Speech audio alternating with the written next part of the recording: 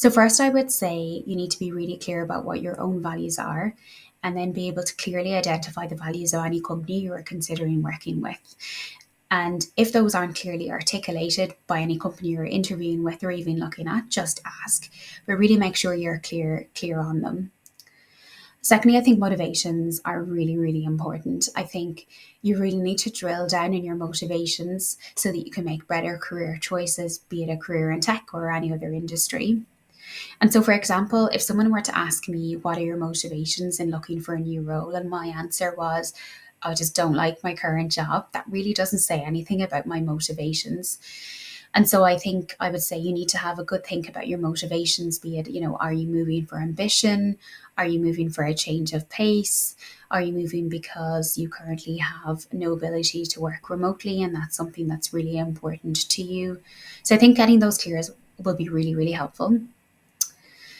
I would also say to be patient, and don't settle. And I appreciate saying that not everyone has the luxury of time to be patient and maybe wait out for a new role. I mean, I guess I was lucky that I had a stable job that I really liked when I knew I was making my next move.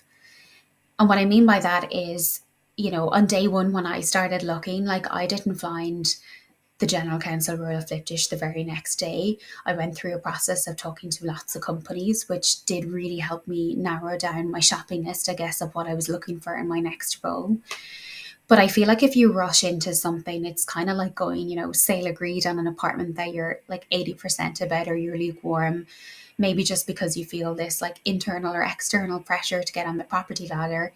And yet you're going to have that like niggling feeling that this wasn't just right for you. And I think if you're able to wait it out and wait for that right role and the perfect fit, do it if you can. I know it can feel very demoralizing. Like I certainly found that because at certain stages in the process I went through, I started to wonder if the perfect match existed for me career wise at all. And it did. But I had to wait like some time for that role to crop up. And I'm really glad I did. And I think most importantly, I would advise myself to go somewhere where you will be proud of working and where you are actually genuinely excited to be part of that team. I think, we spend so much time at work and that life is so short. And so to spend your working life in a job or a place that you are really unhappy within, it just seems like an incredible waste of time. And time is the most precious thing we have. The advice I would give myself is to have a thicker skin, ask people for help.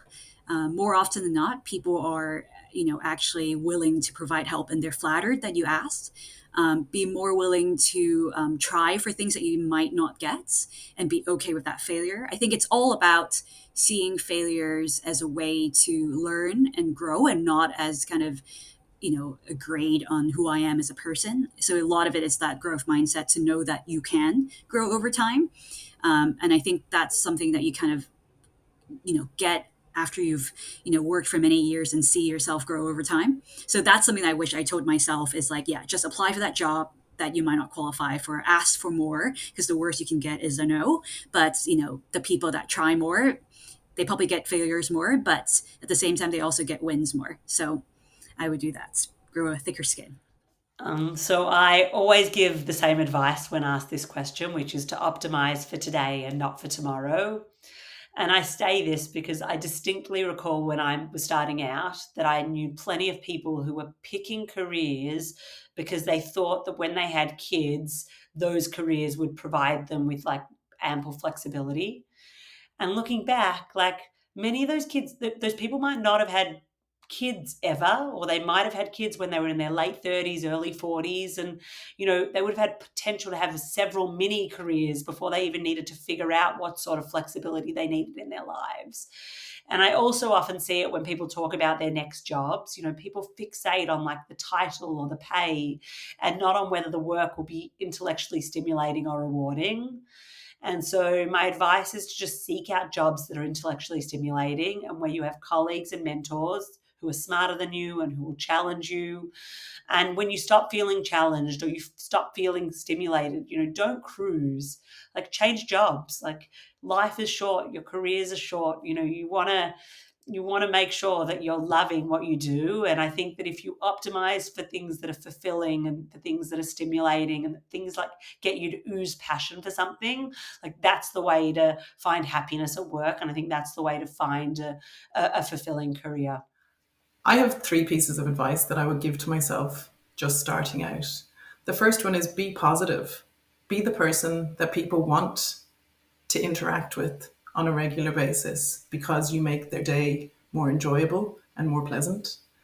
The second one would be embrace change and uncertainty.